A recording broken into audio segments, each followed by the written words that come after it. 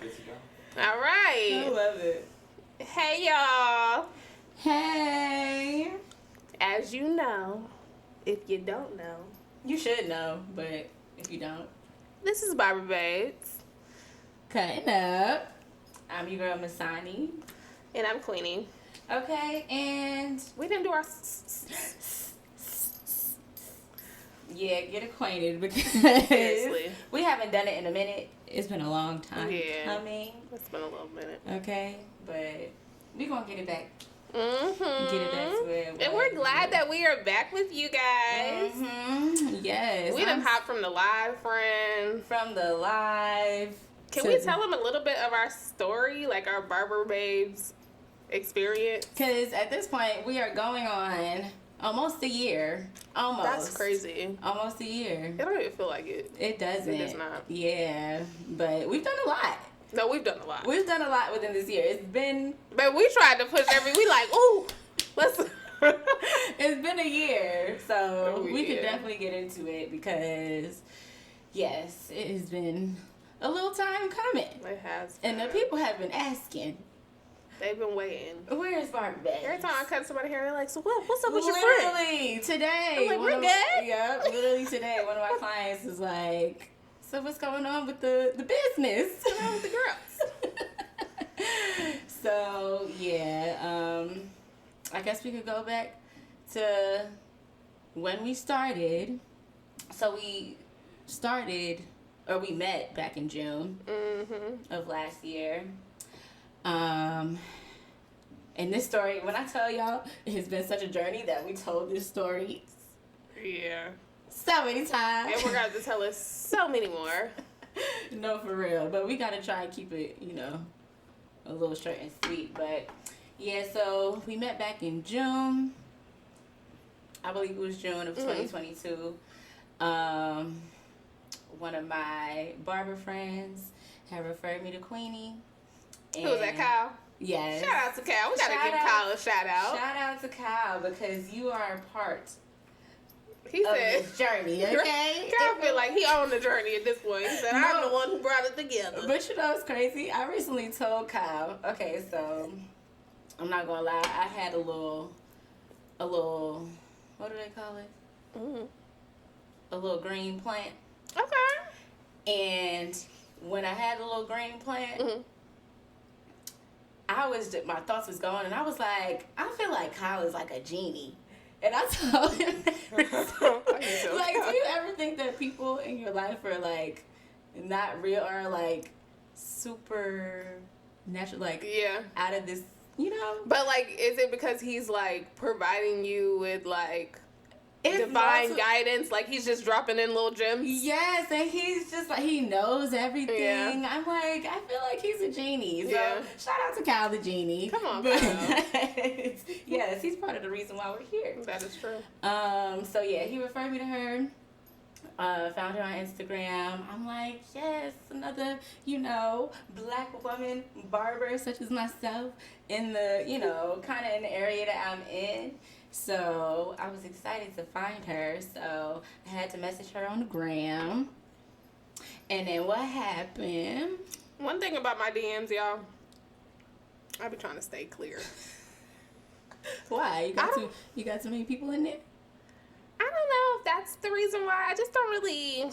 It'd be too much going on in there, you know? Okay, yeah, and honestly, I don't like people hit me up on Instagram for, like, haircuts or anything. Ooh, so if y'all didn't know, we are barbers. That's why we're called Barber Babes. Yeah. But, yeah, I don't like people hitting me up on Instagram for, like, Business. haircuts. Yeah. Well, I mean, like, collaborating is one thing, but, like, hey, I'm trying to book. Okay, then do it, baby. You see the book now button. This is the link. You see the button. Go press it. Yeah. But, yeah. But I've been open more now to responding to DM or opening my DM so that I can see, like, if people are reaching out, like, how you reached out. Because, guys, I didn't immediately respond. And I had somebody actually, like, operating that. Like, I'm like, hey, if anybody DM, that's how much I did not want to deal with it. Yeah. If anybody DMs me, can you handle it? And I guess that message got... Wait, no, but did somebody respond? I think you said you had somebody who was responding to your messages for you. And then, yeah. Eventually they did? Mm-hmm. Okay. Yes. But she be acting like I like completely like I got dubbed. Yeah, but the thing about it is she didn't open the message, so it's not like I was left on red or anything. Oh, okay. It just took a little minute for me to get a response. Yeah. But eventually she did, and you know I got to meet her at her suite that she was in. Girl. Yes, Barber Queen. You had on a black dress. I remember it like it was yesterday. You do? I don't even remember what I had on. It was black or blue. I'm lying. I don't know. Now that I'm thinking again, it might have been blue. I hate you. But she had on the dress. Okay. I was like, that girl cute.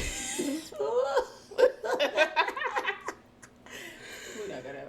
But No, not like that. Jesus. But you know, people be they be like, they gonna say something regardless. Exactly. But yeah. So, yeah, eventually she responded. I pulled up to her suite, and I had an idea of doing like a female barber brunch or some type of networking event for us, because I had never been to anything like that. So I was like, yeah, I feel like that's something that should, you know, take place at least in Atlanta, because there's a lot of barbers in Atlanta. Yeah, and definitely a good amount of female barbers. So and we weren't really exposed to all of them. Like now we're starting to see more and more female barbers. Yes, because of our platform and because we've been intentionally reaching out to other female barbers. But yeah, I know we here. Yeah. Just gotta find her. Yeah. Yeah, so I told her about it, and she was just with it. She was just with it. I'm like, girl, let's go. Because I had already been like wanting to do some type of women's barbering networking event. So when she came in and she said that, it was like, oh my God, this is so perfect.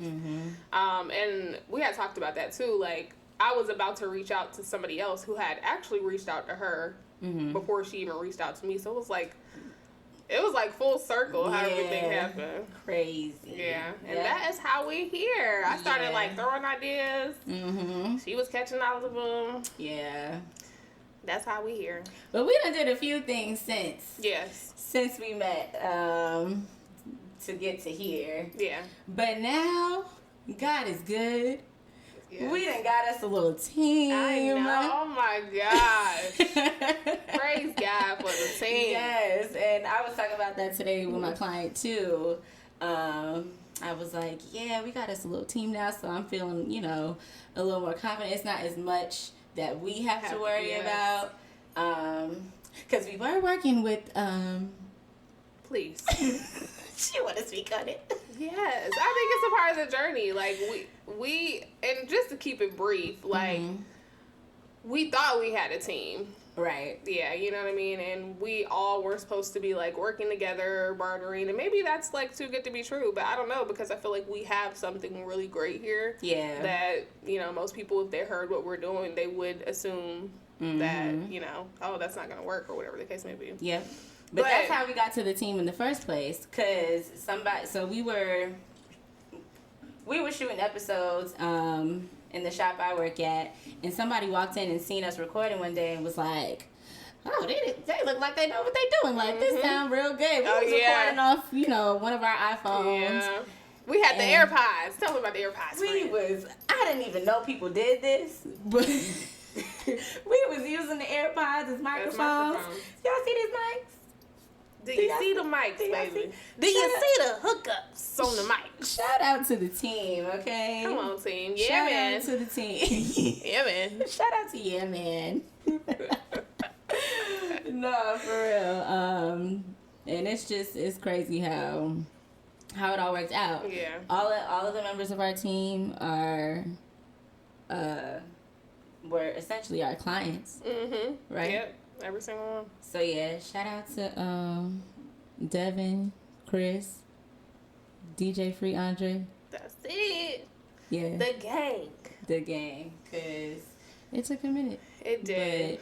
But it all fell in line. It really did. And I think like just the learning experience of everything, because like she laughs at it when I bring up the situation that like, you know, that we started and it ended so abruptly. But I always say, like, of perpetuity, because honestly, like, I was, like, Googling and, like, searching these definitions that were in the contract that was given to us. Mm-hmm. And perpetuity obviously stood out. But that's, like, even just to know that these things exist Mm-hmm. and that, you know, like, people will do that. Yeah. And maybe they're not doing it just off of your own downfall. Maybe they're doing it for their own beneficial reasons as well. Yeah. And that's to consider. But just to know that that exists in contracts, like, had we not gone through that experience and the things that we're doing now, like, we're going to have plenty of people reaching out to us. Oh, yeah. And as soon as we see perpetuity, baby, it's a no. Okay. Okay? So just know that when you reach out. But you know, that is why it can be so difficult as an adult to make connections with people. So, and that goes into what we wanted to talk about today, is like making connections as an adult. It's like when you go through certain experiences where people do things that you wouldn't expect them to do, or you feel like, you know, you've been betrayed in some type of way, it makes it hard to trust people. Yeah. So, like, the older you get, the more, you know, you're, like, conscious of, like, the people you want to bring around or the people you want to keep close to you. And I think in that situation, we were so excited about, you know, getting it going, getting the podcast going, the lights, the cameras, the action. Curly, that little clap. We like, yes, let's do it. We are stars. Like, we are stars. No, for real, though. No, really. And we had all that excitement, but it never, I guess it didn't register, like, okay, like, do we really know these people? Can we trust them? Yeah. Like, what's the connection there? So, I think that is important, like, knowing the people you have around you. Yeah. So, yeah. But, like, even in our connection, and I had been thinking about this, like, for a few weeks.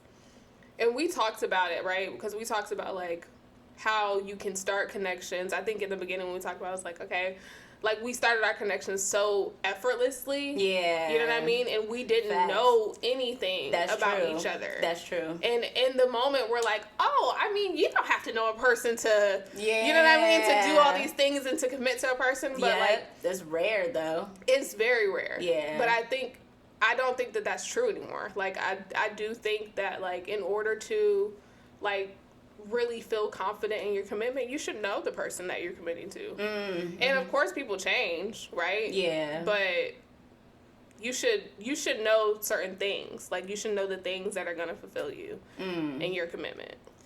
Do you think, like, intuition and stuff plays into it, though? For sure. Yeah. For sure. That's why I don't, like, I think that what we're doing and what we did, like, I don't think that was an issue. Like, I think we definitely did a great thing. And that's because I think we fell back on those things as well. Yeah. But, like, I don't know. I can't say that that's always a thing, because you start to really understand who a person is. And after you decide to commit to a person, like, you have to just accept who they are. And as they're growing, right? Yeah. But if you commit too early, how do you know? You know what I mean? Who they are, and how do you know what you're actually committing to? Right. So with the situation we experienced with the team that we were with previously, do you feel like there was ever, like, an inkling, or, like, do you feel like your intuition kicked in at any point? Yeah, for sure. Okay, so when was it? When did that intuition kick in? Dang. She's like, did we speak on it? I definitely think I knew, okay, first of all, I knew when things were about to turn left. Okay. And I knew, because I'm like, people kept being added on to the team. You know what I mean?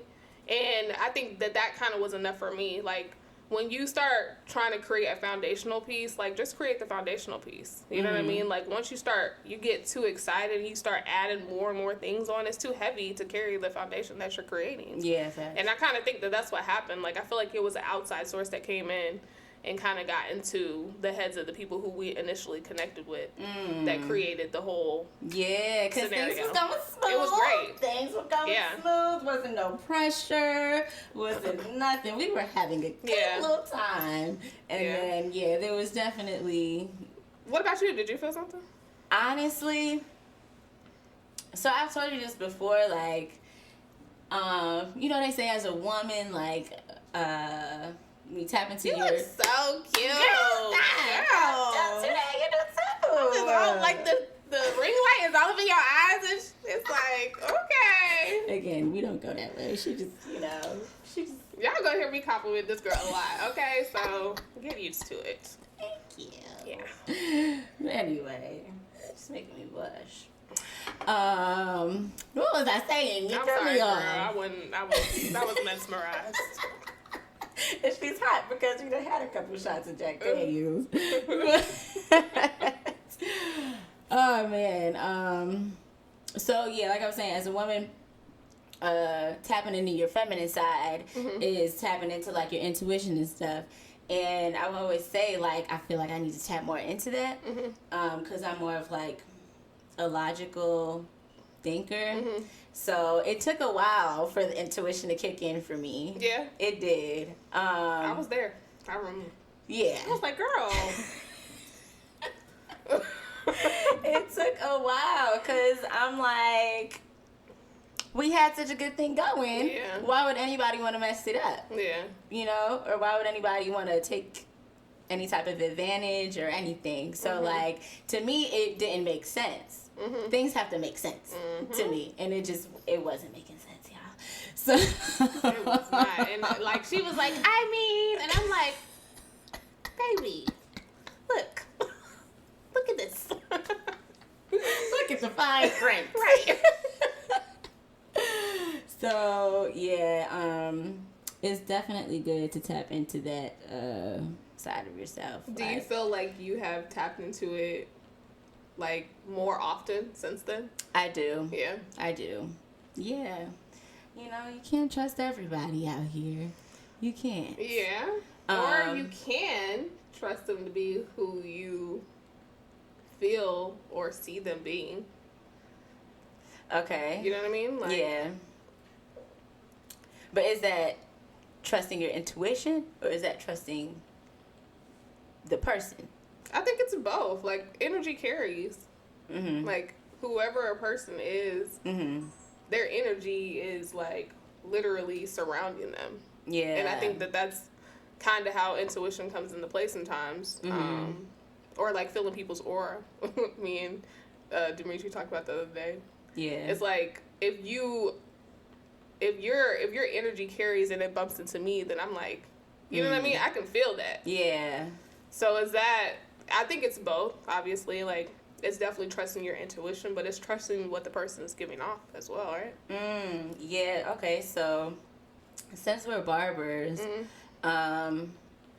does that carry into, like, your clients, like, as far as people whose hair you cut? Because that's also an energy exchange too. Oh yes, that's a big one. Yeah. So have you had clients where you feel like the energy was off, or even people that you worked with, and like you picked up on that too? Because I've had clients come to me and say, yeah, like, I came to you because I seen, like, on your page, like, it seemed like you had a good energy. Oh, my God. Literally. Yeah.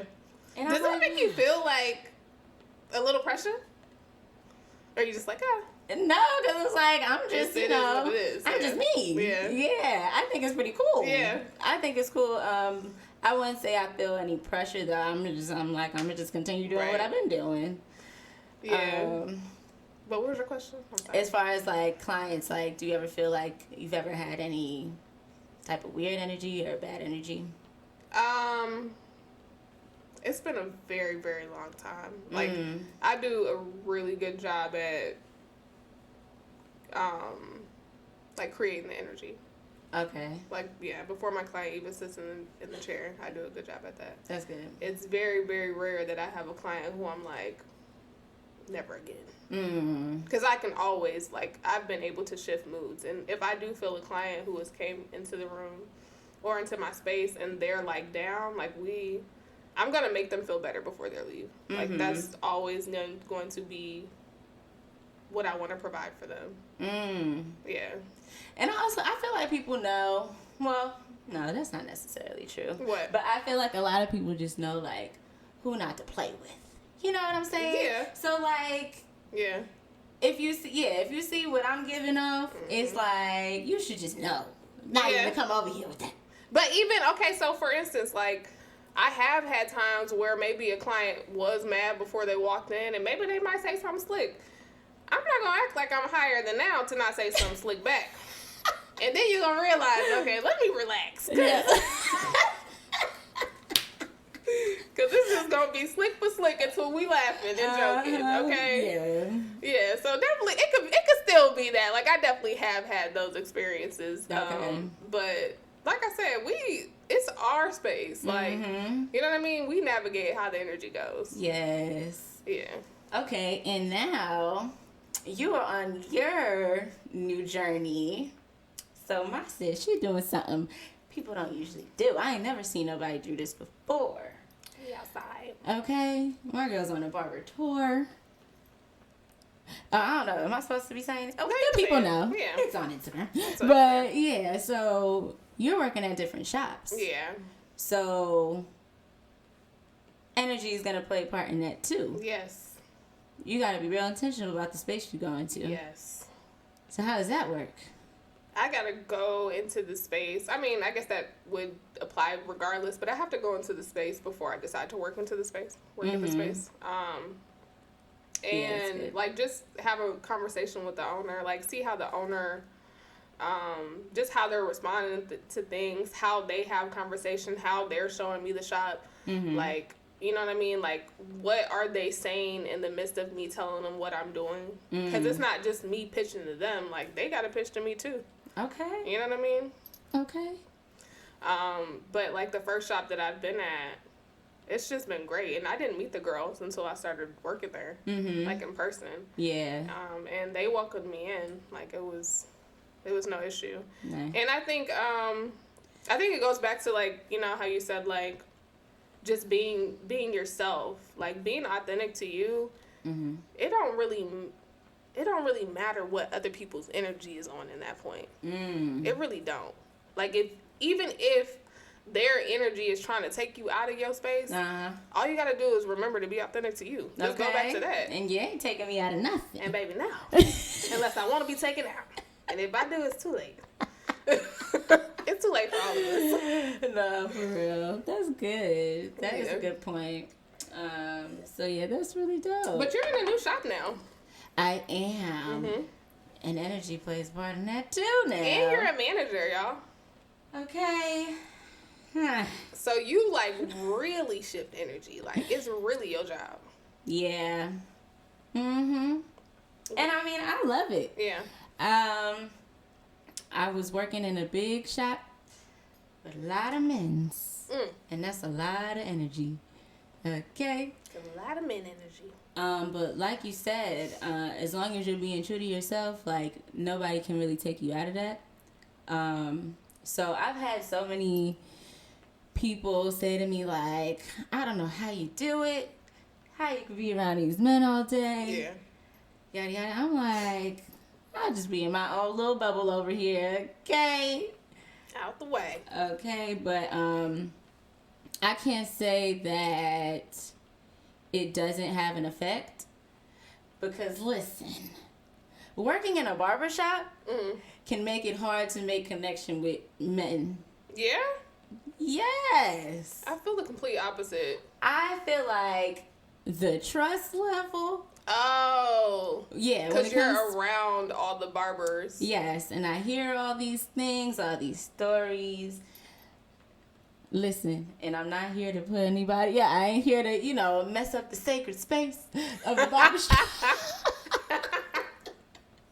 But I hear a lot of things. And, yeah, it could definitely make it hard to trust men on my end. Can you give us an example? Okay. Like an example of things I've heard, or yeah, like give me something that you heard in the barbershop. Okay, it pops up. It pops up right in my mind. So one day in the shop, it was a few of us in there. We were having a conversation about cheating. Mm-hmm. So obviously, you know, nobody should do that. But